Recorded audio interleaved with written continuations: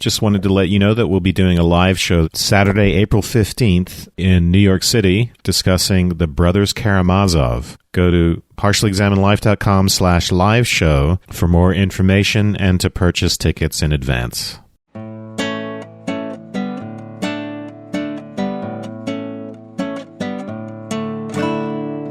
Hey, this is the Partially Examined Life, episode 309, part 2. We've been discussing Wittgenstein's Uncertainty. I think we've gotten a lot of, I want to say themes, but is it theme? I don't know if there's different facets of the single theme that we've tried to push here. Should we just do some close reading from the beginning of the text and use that to then re-explore things? Or were there points that you feel like you were interrupted and you want to say more, extend more what we were doing in the first part first? I definitely don't want to do a closer reading of, if we can bring pieces of the text in as exemplars, but I can't recommend that we just kind of grind through. We're not going to have time to do that anyway, so we will have to pick out critical points. I have my own synopsis of a lot of this, but there are like some key, what are we calling them? These number aphorisms. Aphorisms, but I mean, they're not really. I think we could read the first one since it gives people the flavor in case they don't want to actually open the book and read the very first thing. It's kind of funny because it almost looks like a joke. It's like, is he making fun of Moore in this? So number one, if you do know that here is one hand, we'll grant you all the rest.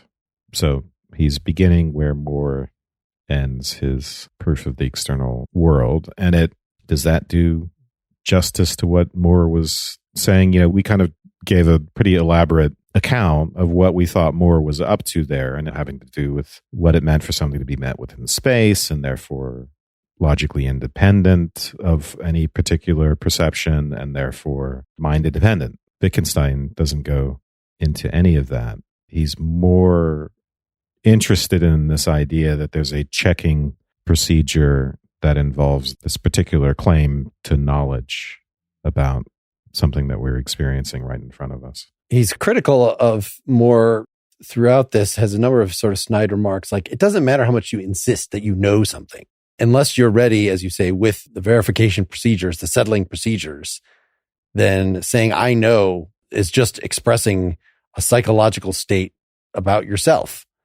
And he does eventually get in the book like, you know, it's actually okay to say even that I am certain that blah, blah, blah, and still be wrong. Philosophers think you shouldn't be able to say that. You're just lying. You're not actually certain, or you don't have knowledge because knowledge is defined as justified true belief.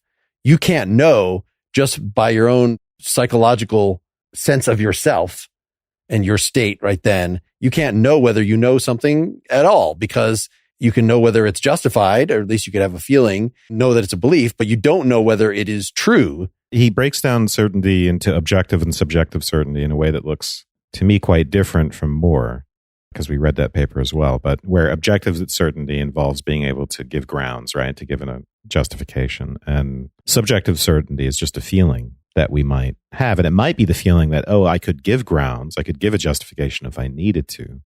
But that subjective feeling of certainty is a much different thing than quote unquote objective certainty, which that's not the way as I remembered that Moore broke that out. Is objective certainty as giving grounds, is that even enough, right? If you're a pragmatist, then you'd say, oh, well, that means it's true insofar forth, established with the verification procedures. So I'm therefore entitled to say I am certain.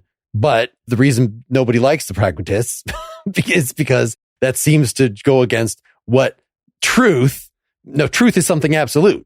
If certainty means you've gotten hold of truth, or knowledge means you have gotten told the truth, then like you are never in a position to absolutely 100%. It's just for the context. You could say, I'm certain enough. It is true enough. That's where a pragmatist will just say, when you say truth is 100%, you're just wrong about that. That's just not what truth is. In a similar way that what Wittgenstein is recasting what you mean by knowing.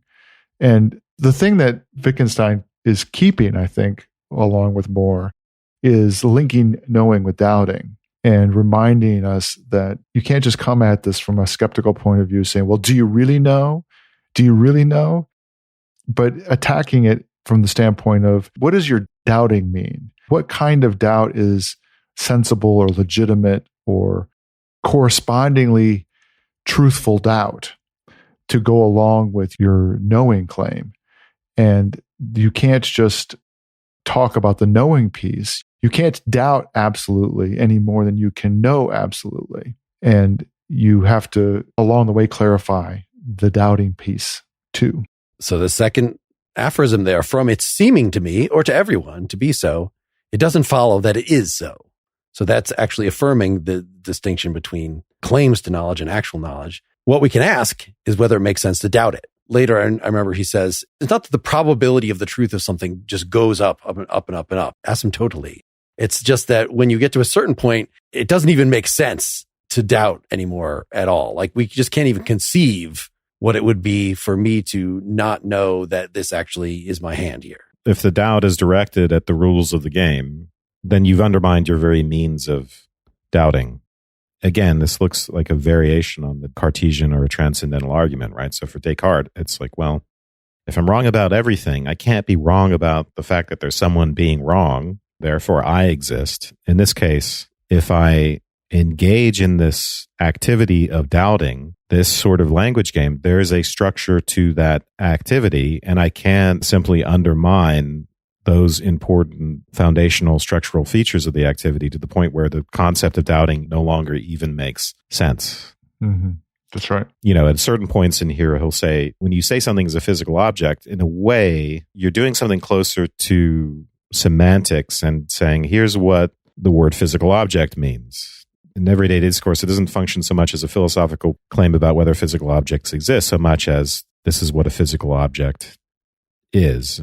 So physical objects become like logic. He'll say a physical object is like a logical concept. In the same way that you can't reject logic or the law of non-contradiction without, as Dylan has pointed out, according to Aristotle, undermining your ability to communicate. In that way, you can't reject the logic of the existence of physical objects or doubt it without undermining the whole linguistic context in which doubt is possible. It's on this grounds, I think, that when we ask a question about truth, or one of the forms of that is, does it exist? And by that means, does it exist as a physical thing in this everyday way that we're talking about? There's a book on my desk. To ask if something exists, we're asking if it exists just like we mean that thing exists. And we do find ways in which we get messed up on that, right? Things that don't have the same kind of physical existence. Ideas that, concepts, in the way in which they exist. But the normal everyday meaning of it, right, is things in the world. Suppose I could be mistaken about whether my hand really exists. I think this is a really good thing about this book, is really taking an example like that and working out its implications. Now, I think that there's a sense in which an idealist or a skeptic doesn't really doubt whether your hand exists when they talk about whether or not there are physical objects, but just leave that aside. To what Wittgenstein will claim at 54 is that, if you could be mistaken about the hand, you might be mistaken about every other statement about physical objects. So the whole structure crumbles. You have nothing against which you can check. This is like what I was talking about in the more episodes with global versus local error, right? If there's global error, then there's no way to know about local error. There's nothing to check it against. And you undermine that very concept. Yeah, 54 is a good one. For it is not true that a mistake merely gets more and more improbable as we pass from the planet to my own hand. No, at some point it has ceased to be conceivable. This is already suggested by the following. If it were not so, it would also be conceivable that we should be wrong in every statement about physical objects, that any we ever make are mistaken. It's more about the doubting thing. What does it mean to doubt a statement and be mistaken about your hand? It's the same way in which you end up being mistaken about everything physical in the world.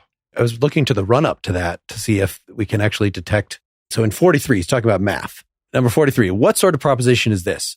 Quote, we cannot have miscalculated in 12 times 12 equals 144. What kind of proposition is that? It surely must be a proposition of logic. But now, is it not the same, or doesn't it come to the same as the statement 12 times 12 equals 144? In other words, he's saying just like I know, I am certain about, we cannot have miscalculated. He's deflationary about it, right?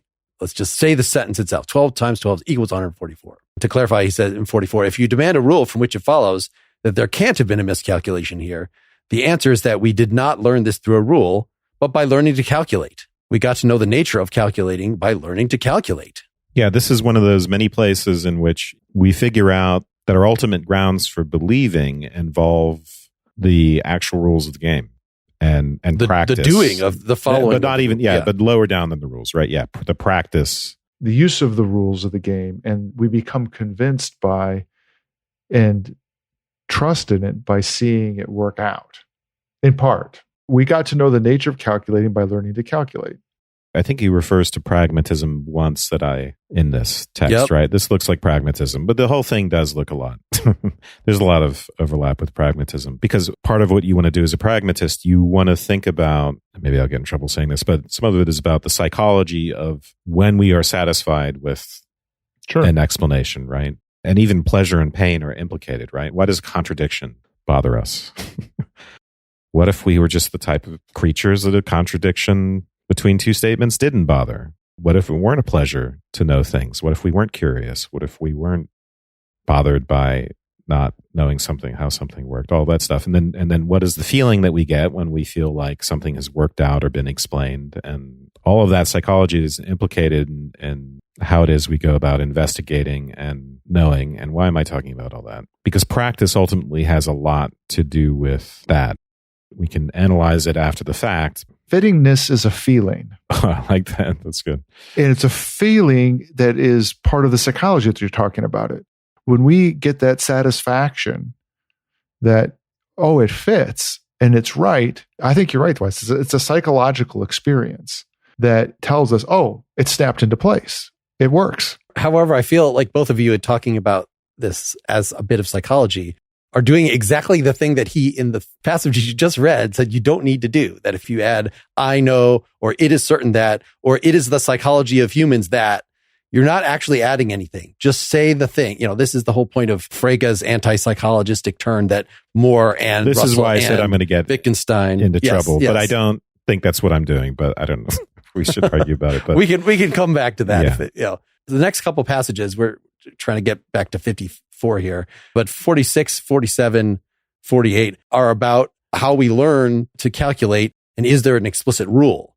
46, but then can't it be described how we satisfy ourselves of the reliability of a calculation? Oh, yes. Yet no rule emerges when we do so. But the most important thing is the rule is not needed. Nothing is lacking.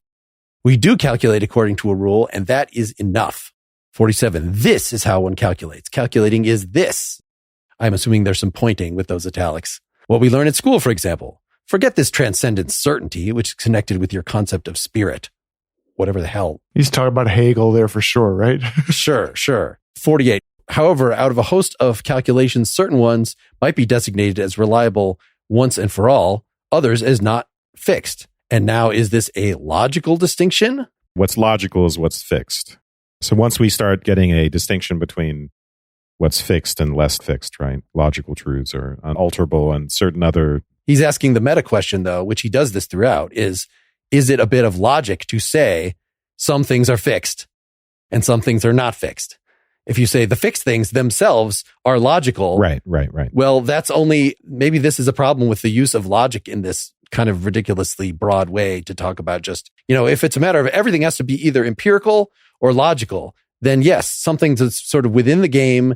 I don't know if empirical is the right other term to contrast to logical, but whenever you're talking about the rules of the game, you're talking about logic. And when you're talking about the rules, you're also, at least he's asking, is that logic too? The important thing that comes out here is this idea that when we learn a language, we're not learning the way we learn a second language. When we learn our first language, we don't sit down with a grammar book and learn the rules. And that's a really inefficient and hard way to learn a language. We learn within the practice, and then we can analyze all that and say, oh, look, here's the grammar. Here are the rules of the language, but we don't need to do that, and we're better off if we don't have to do that as far as learning the language goes. But there's something epistemologically important there because ultimately everything is grounded in practice, and some of that you may be able to articulate as rules, but that's the foundational layer of justification for which no other justification can be given. You might say, well, language has developed and is so constituted as to capture something about the world. The rules of the game aren't arbitrary, as I put it earlier. It's a development within the world, just like the mind. And we can say it's importantly linked to the truth and reality. But for the purposes of our justifications, we can't say why, well, we could say why 2 + 2 = 4, logically to some extent, but we can't say why a logical axiom is true, for instance. In the same way that I think he's going to want to assimilate these Morean propositions into that situation, right? Moore wants to say, I don't know why this is true. I just know it's true. I think we can, and Wittgenstein does, say a lot more about how we know. That came across clearly in Moore, where he said, I know this without knowing how I know it. And that's okay. That he's kind of giving us license to do that. And I think what Wittgenstein's trying to say is he's not really using I know in the right way here, because Wittgenstein is still committed to the idea that knowledge is somehow, call it justified true belief, or to use the term I know is to play a language game where there is a way in which that can be validated. There can be good reasons given for it. It's not something that emerges from practice and history. And Moore already conceded that point. He just didn't see anything in it. And Wittgenstein is driving the wedge there. He's also not using know in the same way of like someone like Descartes. Like the whole question of the epistemological question, they're both undermining that. Are you saying ordinary cases of knowledge, right? Knowing that Jupiter has such and such a number of moons, or that. Mm-hmm. I think we can legitimately make ordinary knowledge claims and then offer the typical justified true belief type reasons. And then there are these cases where it becomes more odd. I guess what I'm thinking of is Moore reminds us about doubt and undermines the skeptical argument against certain kinds of knowledge and the idealist account through proof is external world and on common sense, with a variety of different claims about knowing the world, about knowing that undermine them. But he's not using know in the same way, and certainty the same way, for instance, someone like Descartes would, where you're going, it's a chain of one thing and knowing another thing, and then reducing that chain and understanding all those links. Use the chain of custody earlier. Descartes' version is very, very different than that, right? There's a clarity at each point, and that's a kind of mathematical clarity that then you get the chain of knowing out of that. And maybe, now that I'm just saying this out loud, maybe it's that Moore would say, I know, the kind of knowing that he has would be each individual link on that chain that Descartes' referring to, that they would agree on that. Well, you're making me think there. I don't know if this is directly to the point, but you're making me think about the fact that this idea of the importance of a particular claim's relationship to the overall system, to the overall structure, and he'll even use a building structure analogy at one point. But when you try to alter or doubt one of these Morean propositions, right, you can't just do that locally and say, okay, maybe this bit's wrong. You guys were talking about paradigms in Kuhn before. You'd have to do a whole paradigm shift to change one's picture of the world, as Wittgenstein puts it, or one's worldview. Also, even one's very conception of what it means to have evidence, right? You might have to, like historical evidence, maybe that's no longer evidence if you can doubt such and such a thing. You'd have to alter our logic, our grammar, so to speak, of the language game, the rules of the game in such a fundamental way that then we can no longer even conceive of what doubting would mean anymore. But yeah, at some point I want to get to this worldview and this overall system thing that he talks about. Let's finish the link between, to get back to 54, 49. But remember, even when calculation is something fixed for me, this is only decision for a practical purpose. 50. When does one say, I know that this times this equals the other thing?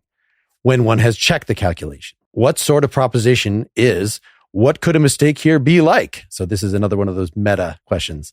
It would have to be a logical proposition, but it is a logic that is not used because what it tells us is not learned through propositions. It is a logical proposition, for it does describe the conceptual, parentheses, linguistic situation. Yeah, so when he says not learned through propositions, again, procedural knowledge, know-how, like how we know how to use language. Exactly. And this stuff, like the Morean stuff about the world, has been around for a lot longer than me. It's something we know implicitly, and it's a feature of the language, because if we were to doubt it, we have to doubt a lot of things, right? So there's a lot of reasons why something like that has plausibility for us. Maybe we should just start listing those reasons. It's not just that, hey, I was told that by a professor, and that professor is really, really trustworthy. I believe the world has been around for a long time. We get all sorts of bits and pieces of evidence, but some of the evidence is just, or maybe let's do the one about parents, right? We all have parents. First and foremost, the principle of sufficient reason is in application here, right? We assume that there's some reason we came into the world. If someone tells us a story about biological propagation and we had never seen any other evidence for that story, suppose I had never even heard of that. Someone just came to me with that account. A detailed story about biological reproduction, it might seem fantastic at first in some ways, but if I like explanation at all, if explanation is satisfying to me at all, I'm going to have a strong reason to adopt that belief just because I think things have reasons for being the way they are. And if I can be given an account of that, then there's a pull towards that account. And then in the meantime, it's not like someone's offered me a competing account, or I went into a different classroom and I got a different story. There's an internal coherence to the account. I know I have parents. I know about sex, this and that. There's a whole bunch of different pieces of information. Some of it is my own direct experience, but a lot of it is just what I've been told or read in textbooks. And a lot of it is about the appeal of an explanation, the symmetry of it, of that particular picture. All of that comes together to bear on why it is I might believe a story about how biological reproduction works, even if I've never directly verified it for myself, something like that. So we rely on this big system of knowledge, a big system of propositions that's much bigger than any different individual person, and we're plugged into it in this important way. But to say that we're plugged into it is not to say that we are all little empiricists running around directly observing things. And that's how we get our knowledge. Time for a break. Are you a longtime fan of J.R.R. Tolkien's Middle-earth, or a newbie wanting to tackle Lord of the Rings or the Silmarillion for the first time? On the Tolkien Road podcast, co-hosts John and Greta Carswell dive deep into the legends of Middle-earth, including The Lord of the Rings, The Hobbit, and The Silmarillion, to discover what makes them so fascinating and to learn more about the incredible mind of their creator. They also critically examine the intersection of Tolkien's work with popular culture, including the Middle-earth films of Peter Jackson and Amazon's Rings of Power TV series. This isn't simply a podcast about dragons and dungeons, but about the nature of reality and the great philosophical questions that face each and every one of us as viewed through the lens of Tolkien's writings. So what are you waiting for? With over 300 episodes and counting, the Tolkien Road is the perfect fellowship for an epic journey through Middle-earth. Begin yours today. The Tolkien Road is available wherever you stream your podcasts or at tolkienroad.com. We were accused of not being clear that Moore is an empiricist. It's just that there's a difference between the kind of empiricism that's like Locke and Hume that is reductive empiricism, that all we ever have are these phenomenal experiences and we figure something, versus a more mature empiricism, which, like all of phenomenology, is paying attention to experience writ large. And so you could be an empiricist and still have this complicated picture like you were describing, that it's actually second, third hand experience and, predigested, set to us. Like maybe at that point, the empiricist rationalist distinction, there's no point in even making that distinction if you're not saying either it's innate knowledge or it's straight from sensation. If those are the choices, no mature epistemology is either of those things. Number 52, this situation is thus not the same for a proposition like, at this distance from the sun, there is a planet, and on the other hand, here is a hand, namely my own hand. The second can't be called a hypothesis, but there isn't a sharp boundary line between them. So this is why I like this image, like we had in Lakatos or somebody like this, of central propositions and then edge propositions, that being corrected about some particular astronomical fact is not probably earth shaking. All right. So here we go. 53. So one might grant that Moore was right if he's interpreted like this.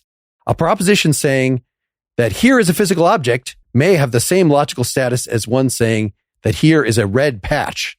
What did you think about that? It struck me as a non sequitur. I was not able to connect it to the notion about the planet being a certain distance from the sun as a hypothesis. Saying here is a red patch is not a hypothesis. There's no analogy there. I don't understand this. Yeah, he would deny this as a hypothesis that can be tested, but... Well, here is a red patch is not a hypothesis because, again, we can't conceive of being wrong. Although, how would you check that, I have experienced red patch here now? That seems like you can't check it in some other way, but maybe, your eyes aren't working properly. There's always ways. I wanted to get us from the thing about 12 times 12 equals 144 because, we've seen this in later figures like Quine or whatever, but this denying the fundamental difference between you got your empirical propositions on one hand and you got your central sort of rationalist logical propositions on the other hand. This is all about that. So here he's saying that you could have a strictly empirical one. Here's a red patch here. And here's my hand. Those are both, even though they're different kinds of propositions, those could still be very central to the web of belief in a way that a hypothesis is something on the outside. So yeah, Seth, neither of those is a hypothesis because hypothesis means not central. There's a way to misread this where here is a hand and here's a red patch gets you back into the sensation or sense perception versus actual external object distinction there. He says, if he is interpreted like this, a proposition saying that here is a physical object may have the same logical status as one saying that here is a red patch. Presumably, red in this case is not, we're not talking about a physical object, we're talking about some sense datum. Perception, sense datum. But that is not a helpful comment to me. I think what he might be on about, I don't think we should spend a lot of time on this because this is, I think it's confusing, but I agree. What I think he might be getting at, he's taking a poke at more about sense data, which is confusing because Moore thought different things about sense data at different times. And the question is whether a sense datum is an objective external thing, right? Do we do naive realism or do we do idealism or do we do something in between? It's too complicated. So what does Wittgenstein mean by saying he'd be right if he's saying that the physical object has the same logical status when the logical status of a sense datum is itself very unclear? I'm sorry. I mean, if it was me, I would just throw this one out. I did. I didn't even include it in my notes. Good. Right. So this is 54. If we're going to be... We're circling back. If we're circling the drain is what we're doing. 54. For it is not true that a mistake merely gets more and more improbable as we pass from the hypothesis about the planet, the proposition there's a planet at a certain distance from the sun, to this is my hand, right? No. At some point, it has ceased to be conceivable. There are propositions that we cannot conceive of making mistakes about. Mm-hmm.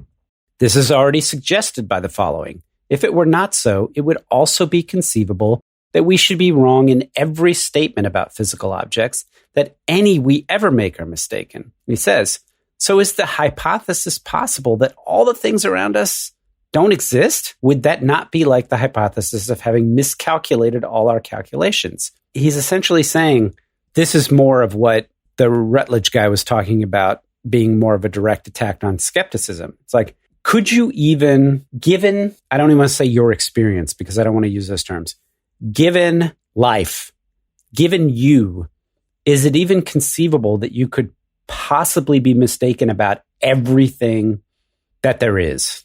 And the answer is no. And by poking at that contrast, like we, on the one hand have this empirical thing, and the other hand we have calculations. And he elsewhere explicitly says like this sort of rationalist empiricist distinction doesn't work because making a calculation involves experiences, right? It is a human being thinking through something, right, applying a rule, implicit rule, implying some know-how to come up with an answer. The best you can do if you're not sure is just do it again or have somebody else do it, double check. There are procedures, but it is not fundamentally different. You could still be confused. You could still be dreaming. Descartes thought about dreaming as, my reason is intact. I'm in a dream. I'm being deceived, but still I'm thinking clearly. And like we can just kind of see whether something is clear and distinct. And Wittgenstein is way past that. Like, if you're going to doubt, am I even thinking coherently? That's not something Descartes even considered doubting. And am I wrong about my hand being here, which is something Descartes thought you could doubt? Those doubts are really on the same level, according to this text. The way I think about this is, I think it's perfectly conceivable that we're a brain in the vat, or however you want to put it. But we lose the ability to call that sort of thing an error. Error is something local and internal to the system. And once it becomes global, the word mistake or error just is no longer applicable. This is what I was saying in some of the more episodes about, you can call it an evil genius if you want, but if it's doing its job of creating a consistent, coherent, mind-independent reality, that's all we can ask for. So good job, evil genius. So the word error at some point becomes a puzzling way to describe those hypothetical situations which concern the quote unquote the logic of our situation. If error presupposes we're inside the game with a set of rules, not that the rules have changed. You know, the original draft of The Matrix was, if you take the blue pill, you will remain in the object language. If you take the red pill, you will ascend to the meta language. Within the object language, the sorts of doubts you might have about being actually here in this room don't even make sense. You can't even voice them. It's nonsense. Ask ChatGPT to write a description of the Matrix in Wittgenstein's language. How do we know we're not all just inside ChatGPT right now? Because we're not spewing racist stuff. Oh, they fixed that. Speak for yourself. No, they fixed that. Believe me, I've tried to get it to spew racist stuff and it won't. So one of my projects for this year is to create a philosophical chatbot. I've decided. I was going to try to do all of philosophy, but now I think I just have to pick one. I'm going to start. Maybe it'll be a Wittgenstein bot or maybe a Kant bot. I kind of like the way that sounds because it sounds kind of dirty. Kant bot. This book is bringing out a different side of you. I told you that later Wittgenstein made me angry, and that's exactly what's happening right now. It's irritating. Maybe we should end on that. Like, what? Why? Yeah, I want to pick about this. I understand throwing one book into the ravine, throwing two books into the ravine. That's premeditated. That's you're violating the rules of the passion game. The blue and brown books are not two books. Oh, it is. Oh, that's my misunderstanding. All right. Yeah, we're not playing the same language game, Mark. Why would you call one book two things? So, look. It's Harry Potter and the Sorcerer's Stone. No. I just read the Harry Potter part. I didn't get to the Sorcerer's Stone part. No, I want to get to the bottom of why Seth hates. Well, you got to hate early, too. I mean, I hope you don't just love early and hate late. But no, the Tractatus is like an elegant ice sculpture that purports to be something that it's not. And you walk all around it and you look at all the intricate details and whatever, and you think, I'm sure this is meaningful and significant. It's gorgeous. It's beautiful, but I can't quite figure out. And then you go, the seasons change and it melts and it disappears. Later, Wittgenstein, the reason why is when I was in school, when we were in school, there was still a Wittgensteinian legacy that dictated what counted as good philosophy, what kinds of philosophy was. And I read Wittgenstein and I think, is he a genius or is he fucking insane? Is he a crank? And I'm not sure. And I think about sitting in those classes with Ed Allaire, going over proposition by proposition. maybe we were in the same class together. I took a Wittgenstein I was class in that from Ed too. Allaire, yeah. Imagine a 3-hour graduate seminar where you cover like 5 propositions, like 5 sentences. That was the world we were in for a period of time. That's not what we're still in. But it feels like it. That's why I'm getting aggravated because you're dragging me back to my youth. You're making me relive.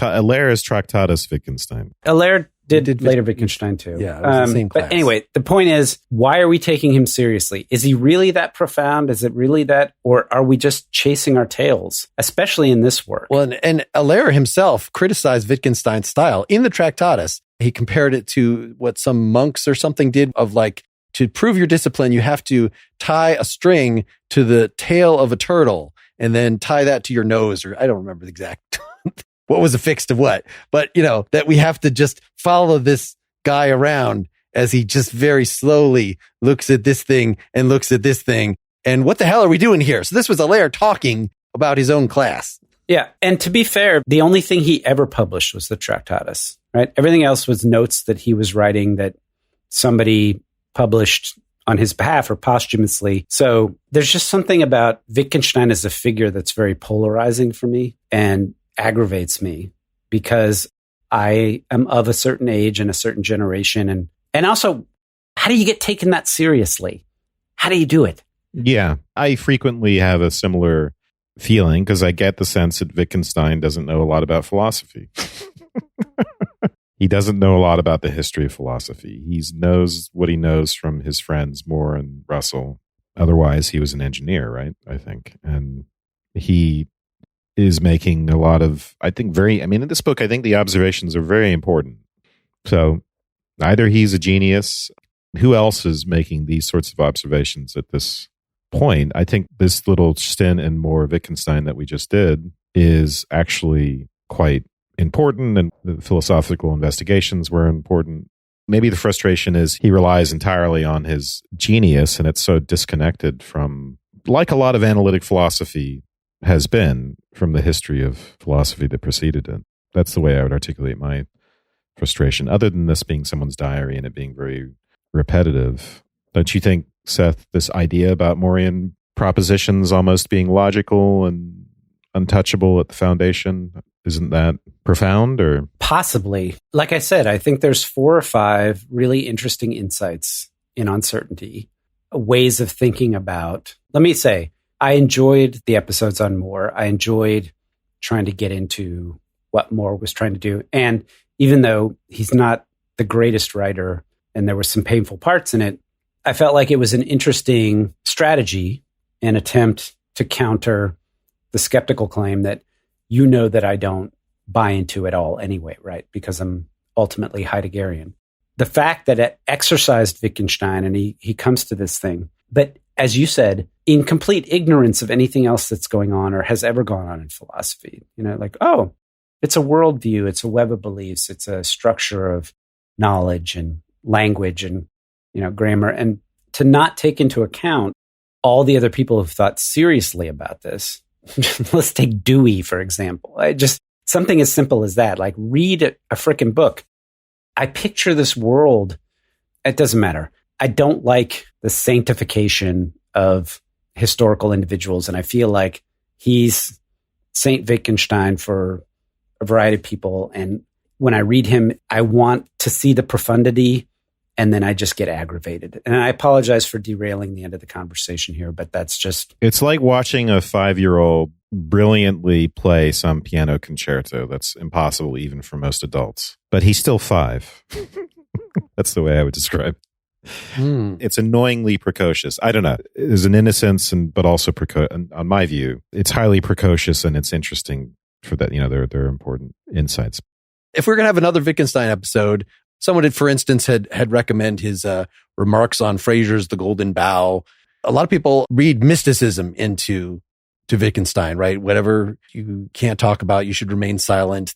Even though he doesn't let us, we have to be very hard-nosed. We're within the language game. But he also, the stuff that's outside the language game, he had all these, he has lectures on the philosophy of art. Maybe we could read at some point. He has this stuff on the anthropological religious practices, this Golden Bough stuff. So there is something to that. And that might be the interesting part of Wittgenstein's personality. The fact that this is the book that he was writing while he was waiting to die of prostate cancer astounds me. I don't know what to read into that he wasn't as all mystical as people think, or that I'm not reading this text deeply enough. And this really is a profound mystical text. No, or that he reverted to his juvenile self, that he thought, he wrote the Tractatus and he's like, okay, I'm done with philosophy. I've solved all the problems of philosophy. Now I'm going to go do something else. Teaching school children, elementary school. That was the choice. It could be interesting to see what he has to say about art and mythology, or it could be horrible. Why don't we all comb through uncertainty and we each bring our top 5 numbers to the table? Good. Sounds and good. It's a throwdown. It's the gloves off. What are the 5 most important propositions from uncertainty or 5 most important sections from uncertainty, numbered, that you think articulate the full? Any other closing thoughts about I feel like we got our feelings in the front of this episode, so I don't have any more myself. I would read, per Wes's recommendation, I would read The Routledge Companion by Andy Hamilton instead of Uncertainty, if you care enough. Well, I had a lot more positive feeling towards this. And I think there's a lot of important stuff we haven't talked about, and I hope we do jump on that, and I'll be prepared to talk about that next. I mean, I think we probably could do another whole episode on this. And with that, why don't you let us know what else you want us to cover, or make some comments on this. You can comment on the blog post associated with this at partiallyexaminedlife.com. Email us, pel@partiallyexaminedlife.com, or there is a contact form on our site. Don't give us technical feedback or episode-specific feedback by leaving an iTunes review.